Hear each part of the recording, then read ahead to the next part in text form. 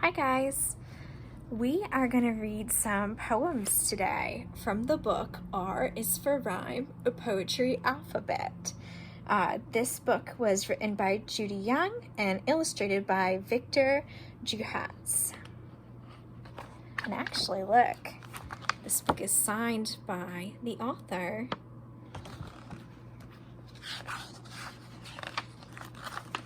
So it's a kind of cool book because it goes through the alphabet, and for each letter they have a different kind of poem. So we won't read every single one, but we'll read most of them. A is an acrostic poem, and it's called Drawing. Delightful pictures released onto paper as wild imaginations are netted with the grasp of a crayon. And do you see how it spells the word drawing?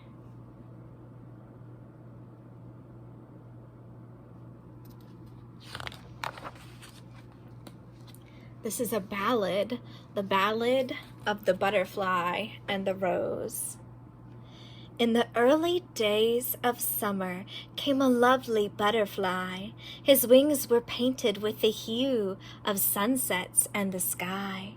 He flew around the garden's blooms. However, what he chose to land on was a tiny bud, the smallest unborn rose. He stayed there with the bud for weeks until it opened wide, and petals colored like the sun were waiting there inside. The butterfly danced for his rose. The rose collected dew, a drink to give her butterfly, and each day their love grew. One evening, under brilliant skies, bright yellow, orange, and red, the butterfly and lovely rose, together they were wed. Soon summer passed, and came the time when roses start to fade, and butterflies leave for the south. Yet knowing that, he stayed. The butterfly felt freezing wind, but would not leave his bride, and with his wings wrapped round his rose, together they both died. Oh, how sad.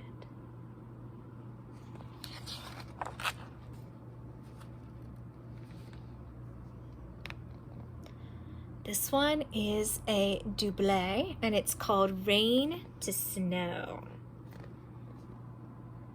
Rain falls, leaving the clouds that raid the sky. They said the day would be gray.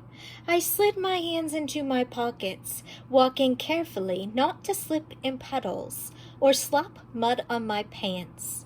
Then, in a magical moment, the drops began to slow, and I watched as from dripping to drifting, the rain changed into snow. I like how the words are arranged in the poem on the lines there. This poem is an end rhyme, and it's called How Would You Act? If you were a bird, you'd want to be heard. If you were a horse, you'd run, of course. Through water you'd swish if you were a fish. And if you were an eel, all slimy you'd feel. A cold-blooded lizard would stay out of a blizzard, and a sneaky old fox would stalk hens and cocks. A cat would have fun lying out in the sun, and if you were a worm, through the earth you would squirm. You see, it's a fact that however you act depends on your kind, which brings to my mind, if you are a child, should you be wild? What do you think?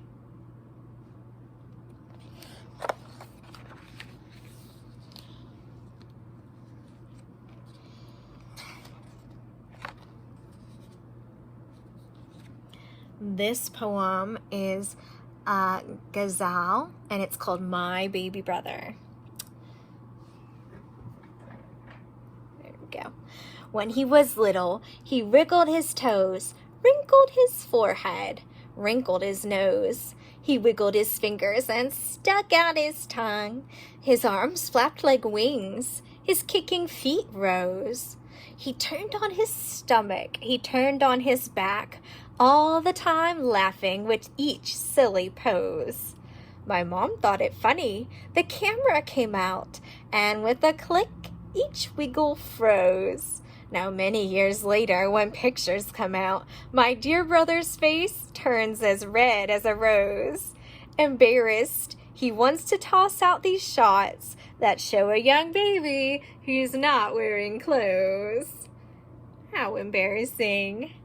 Here's a haiku. Pearly triangles flash in the hot noonday sun. A crocodile yawns.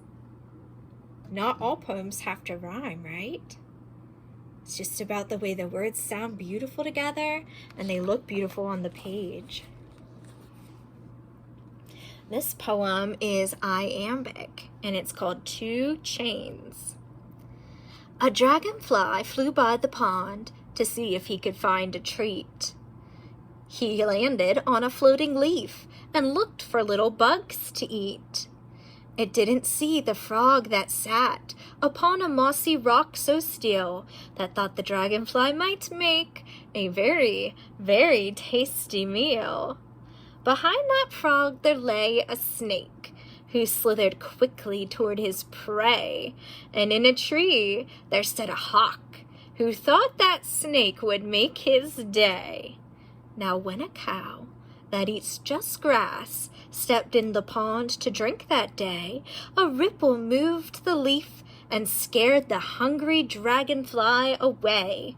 The frog jumped in, the snake crept off, the mighty hawk took to the sky, and so their chance to have a feast came to an end and passed them by.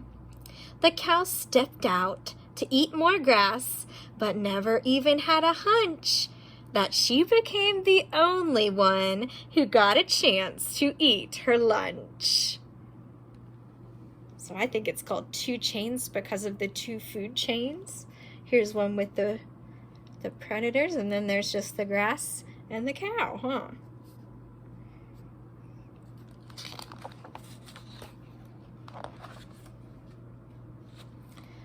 This poem is a Kyriel, and it's called Oh, Don't You Wish.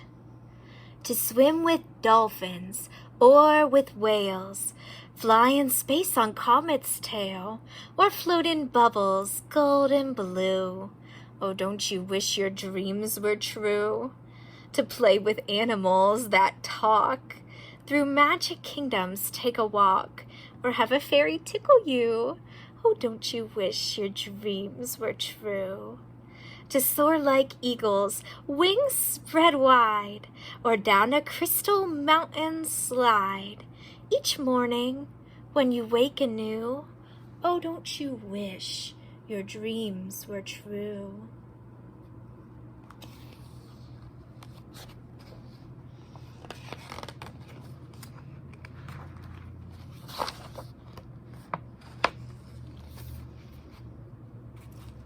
Okay, this one is an onomatopoeia. The ears of an elephant. If you had the ears of an elephant, you might hear the bugs that crunch on leaves that whisper whooshing words as they're gobbled up for lunch. You might hear the snap of a butterfly as they open up their wings, like a sail that catches up the wind on a day when sunshine sings. You might hear the sizzle of a drop of rain that hits hot sand, or the canophonasis crash and clatter as snowflakes gently land. If you had the ears of an elephant, you might hear crispy calls and sounds that whir and buzz and plop from things both great and small. This poem is called a concrete poem. Concrete poems, the words form the shape of the thing that the poem is about. A high-flying acrobat, I flutter in the breeze, way up in the clouds, above all the trees. I'm a bright shooting star, a rainbow with sails, or maybe a dragon with a long curvy tail. When there is a March wind, hang on tight to me. I decorate skies, look up and you'll see.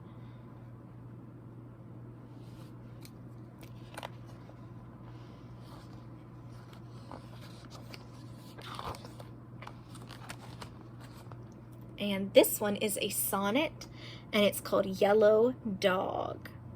I went out to the barn one wintry night. To shut the doors the wind had opened wide. I was surprised to see by the lantern light a yellow dog was sitting there inside. I did not know her, nor did she know me, and if I got too close she raised her fur. But she was hungry, it was plain to see, and gobbled up the food I offered her. Those wintry days she would not let me near, but as spring rains began to thaw the ground, she licked my hand and let me scratch her ears, and by my side she followed me around.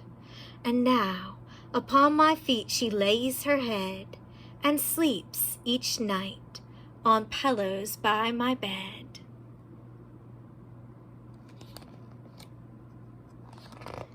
And I think we're gonna stop there, guys. So those are all great examples of poems. Poems are so fun to listen to and to write because you can kind of write them however you want. Just move the words around and play with the words and see what sounds beautiful and what looks beautiful on the page. It's pretty cool. Have a good day. I'll see you later.